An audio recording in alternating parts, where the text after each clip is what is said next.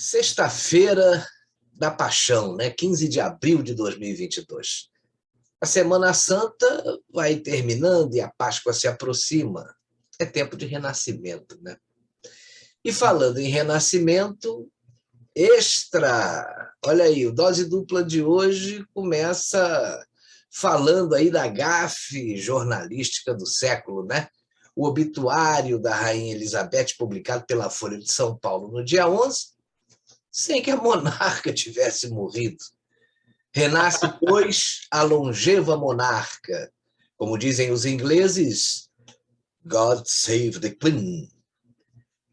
E até o jornal The Guardian, um dos jornais aí mais importantes da Inglaterra, falou do ridículo da publicação grotesca do outrora respeitável periódico, né? Esse jornal aí, entre outras coisas, vejam só, é um dos que compõe o tal consórcio de veículos de imprensa formado no início da fraudemia para contrapor dados e estatísticas apuradas por jornalistas em relação às informações oficiais do Ministério da Saúde. Era, assim, uma espécie de porta-voz da verdade, por eles definida, né? E um privilégio de poucos agraciados. Mas em seguida nós vamos escarafunchar aí mais um daqueles escândalos escandalosos, né, que os detratores do governo inventaram na falta de pauta para protestar. A aquisição de comprimidos de citrato de sildenafila, o nome, né? Sildenafila, um medicamento usado para o tratamento de pacientes com hipertensão arterial pulmonar, mais conhecido aí no mercado como Viagra, que, por sua vez, é mais conhecido pelo uso como garantidor de bom desempenho sexual para os homens. O fiasco da CPI do MEC, a oposição está excitadíssima aí com a possibilidade de atingir o governo federal com mais essa acusação de superfaturamento, do mesmo modo como se tentou com a compra de leite condensado, lembra, alguns meses atrás. A quantidade adquirida e os valores envolvidos parecem ter deixado os críticos do presidente Bolsonaro de orelha em pé, né? E eu acho que não foi só a orelha, né? Marcelo Cardoso, o ano de eleição tem essas coisas, né? No desespero de achar pelo em ovo, com perdão aí do trocadilho infame, vale tudo mesmo, né? Rapaz, vale tudo. Até ficar sem luz aqui, nossa energia está indo e voltando, por isso é que vocês vão ver, às vezes, um pouco escurinho, daqui a pouco a luz vai aumentar, mas é só por isso.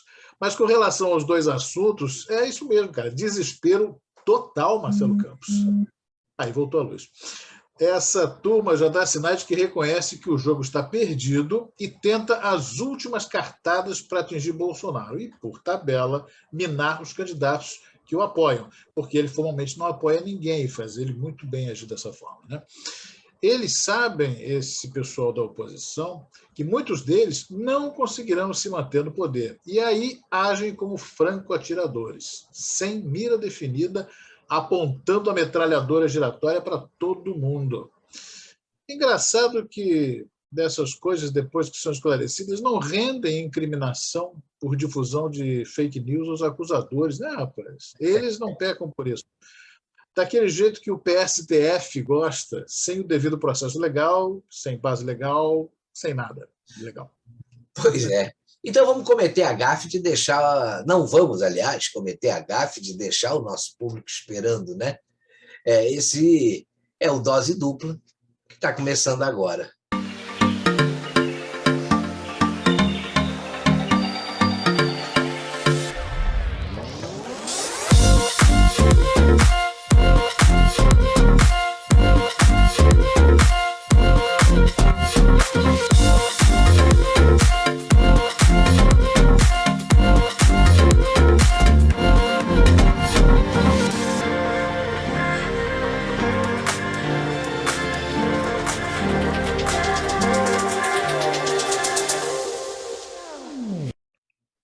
Nesta segunda-feira, o Brasil foi surpreendido com a notícia da Folha de São Paulo, em zeríssima mão, né, que é antes até da primeiríssima, dando conta da morte da Rainha Elizabeth II. Não era 1º de abril, era dia 11, mas foi como se fosse, né? A publicação feita no Twitter do jornal era falsa. Alguém desavisada e desastradamente, pôs no ar um daqueles esqueletos de texto deixados aí encaminhados para facilitar a vida da redação, né? No caso de passamento de alguém importante. Essa prática é muito comum no jornalismo. O que não é comum é alguém não perceber que está publicando algo que não foi verificado com devido critério. E ainda por cima na forma de um texto cheio de lacunas, um monte de letras X substituindo informações que não se tem. Uma distração imperdoável, você não acha, Marcelo? Olha, isso é impensável para mim. Fora o fato de que se tratava da rainha da Inglaterra. Não era uma pessoa qualquer.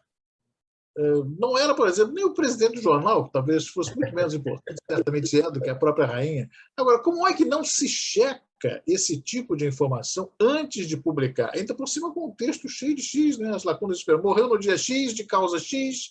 Né? Eu, rapaz, fiquei imaginando o desespero na redação depois da caca feita. Né? Por exemplo, o responsável comendo já as unhas antes de vendo o bilhete azul, ou aqueles que eventualmente ficaram à torcida por um piripaque repentino de Sua Majestade, para que pelo menos a notícia se salvasse. Né? E aí o jornal passava o vidente com tantos memes sobre ela rolando na rede, esse seria mais um. Né? Ou eles talvez fossem acusados de conspiração para assassinato. Você sabe que num dos livros que conta a história do Jornal Nacional, se não me falha a memória, esse tipo de texto provisório que aguarda o fato acontecer, né? No caso aí foi a morte de alguém, é mencionado. Né? Quando a saúde do Roberto Marinho já estava bastante prejudicada aí por 2003, ele morreu no dia 6 de agosto, né, daquele ano, um grupo seleto dentro da redação da TV Globo começou o trabalho de garimpo de dados e imagens para compor o que viria a ser o obituário do doutor Roberto, como ele era chamado. Né? Mas tudo foi feito com a maior discrição para não criar milindres e nem deixar os repórteres com cara de papa de fundos. Né? É uma precaução válida, mas que precisa ser bem administrada. Né? Eu me lembro bem disso. Eu li esse livro também e ele morreu no dia do meu aniversário, por sinal.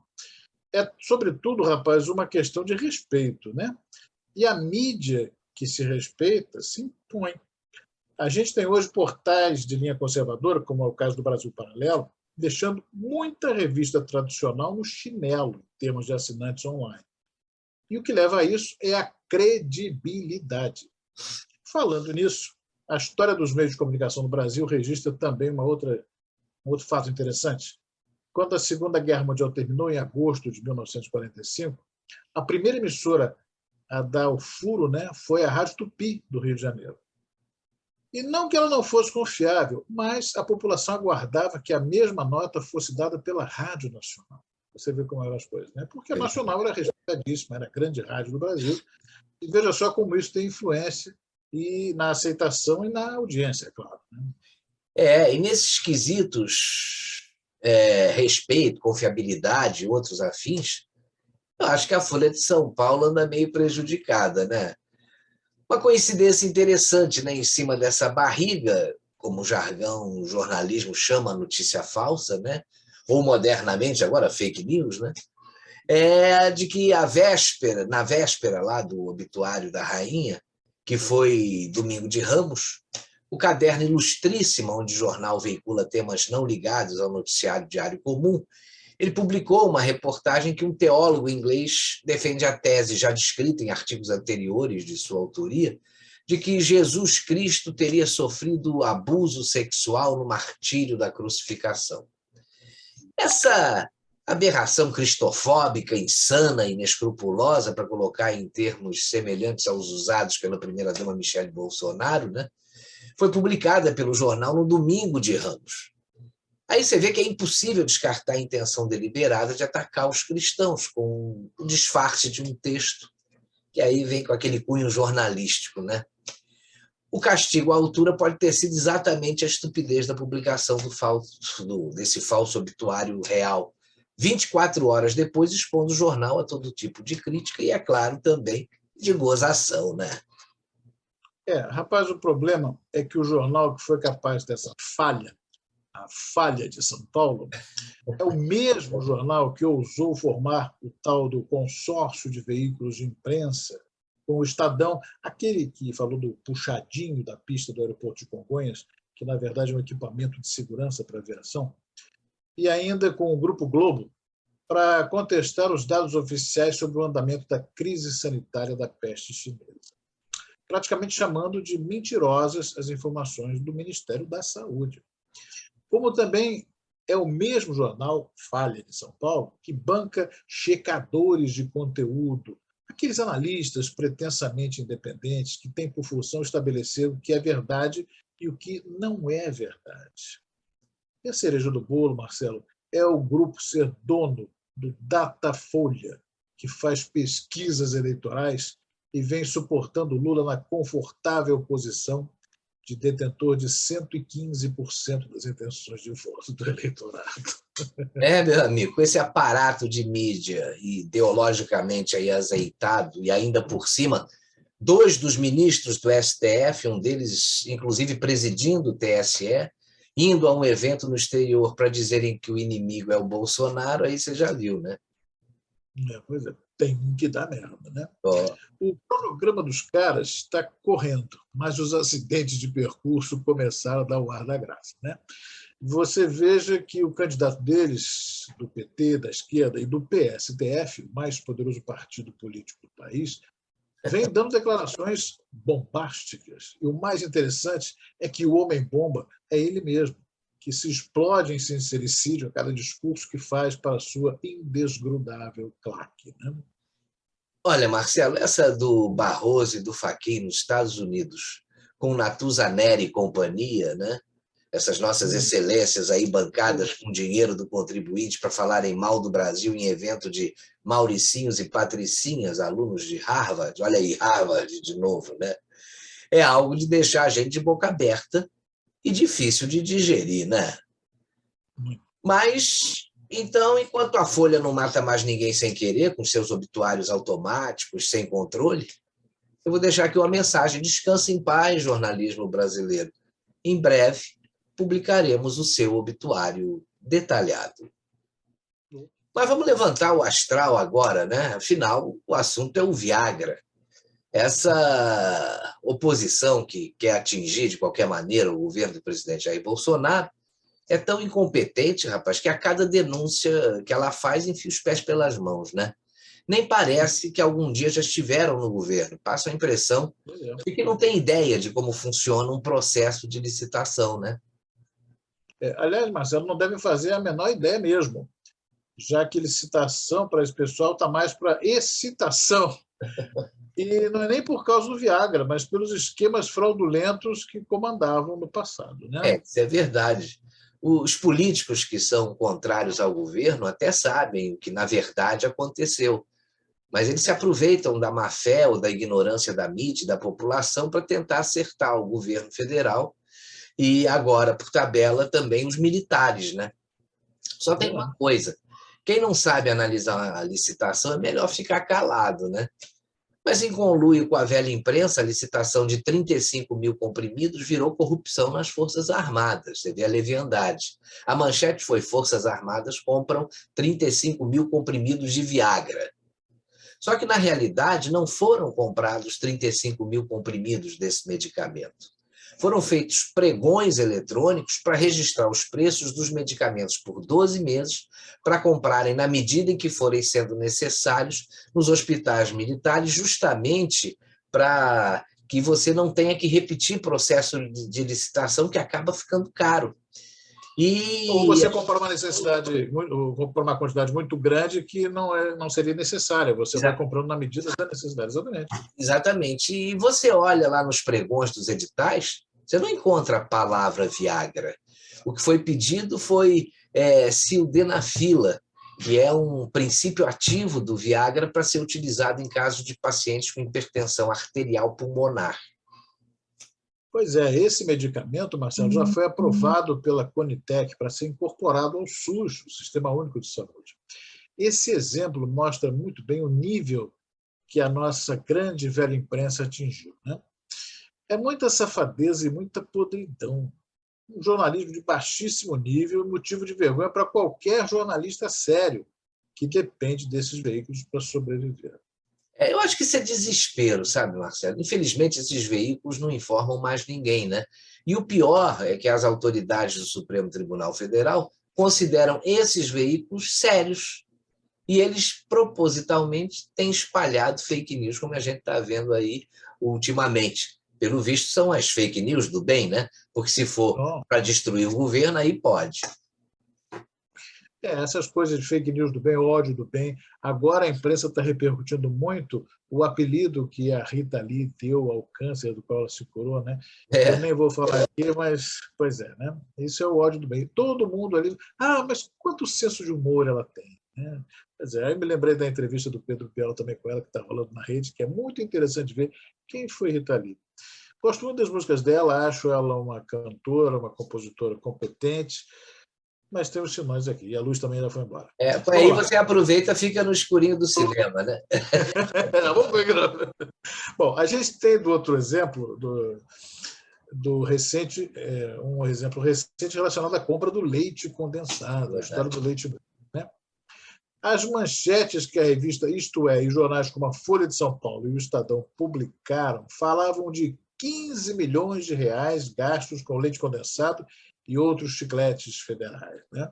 Fizeram questão de enfatizar a negligência do governo com relação à compra de itens supérfluos e junk food para funcionários da administração pública e para os militares. A revista Isto É ainda enfatizou que, além do leite condensado, a gula federal teria incluído compras de 2 milhões e 200 mil reais em chicletes, 2 milhões e 500 mil reais em vinhos e 32 milhões e 700 mil reais em pizzas e refrigerantes. E que um governo que compra toneladas de leite condensado mostra que tem um problema grave de falta de sensibilidade e propósito. Mas a gente sabe que a história não é bem assim, né? E os jornalistas do consórcio de veículos de imprensa agora adoram também fazer aquelas comparações bem estapafúrdias, como, por exemplo, com 2 milhões e meio de latas de leite condensado adquiridas, se for considerado um preço médio de unidade a R$ 6, o Exército se credencia hoje como um dos maiores consumidores do produto no planeta. Tem o estoque para uma guerra prolongada, inclusive para comer pudim no fim do mundo. É revoltante, para dizer o mínimo, né? Agora, em primeiro lugar, esses jornalistas colocam o preço de venda da lata que é comercializada nos supermercados. E qualquer um sabe que esse não é o preço final do produto para compra em grande escala. Né? E, claro, teve partido político, como o PDT, que entrou com ação no Supremo para investigar os gastos exorbitantes com a alimentação. Onde está exorbitante? Explica aí. Mas eles não reclamam do Supremo que gasta fortunas com lagostas, camarões, vinhos importados para 11 ministros e os 200 assessores que cada um deles tem, né? Isso tudo é narrativa, rapaz, para tentar imputar ao presidente Jair Bolsonaro mais um escândalo fabricado. Chegam ao cúmulo aí de dizer que sozinho o presidente tinha gasto cerca de 15 milhões e 600 mil reais em leite condensado no ano passado. A cifra corresponde ao custo anual com produto alimentício em todos os órgãos do governo federal, não apenas na presidência da República, né? Desses 15,6 milhões, 14,2 milhões foram empregados pelo Ministério da Defesa, o que pagaria, segundo aí a pasta, pela alimentação do efetivo de todas as Forças Armadas. Então você vê que a distorção foi empregada nas redes sociais em postagens que sugeriam que o gasto seria um indício de corrupção do presidente. Até no Facebook, o conteúdo foi marcado com selo de distorcido naquela ferramenta de verificação da plataforma, né? Portanto, é distorcida a informação de que o presidente Bolsonaro gastou 15 milhões e 600 mil reais em leite condensado em 2020. Esse valor foi divulgado pelo portal Metrópolis com base no painel de compras do governo federal. Só que corresponde à despesa com o produto em todos os órgãos do Executivo Federal. E a maior parte, como a gente já disse, no Ministério da Defesa. Então, você não pode atribuir isso apenas ao presidente da República. Depois da Defesa, os 3 maiores gastos com leite condensado vieram das pastas da educação. Claro, você tem merenda escolar, você tem uma série de coisas aí, né? Da Justiça e da saúde. Mas as manchetes do consórcio, você sabe, né?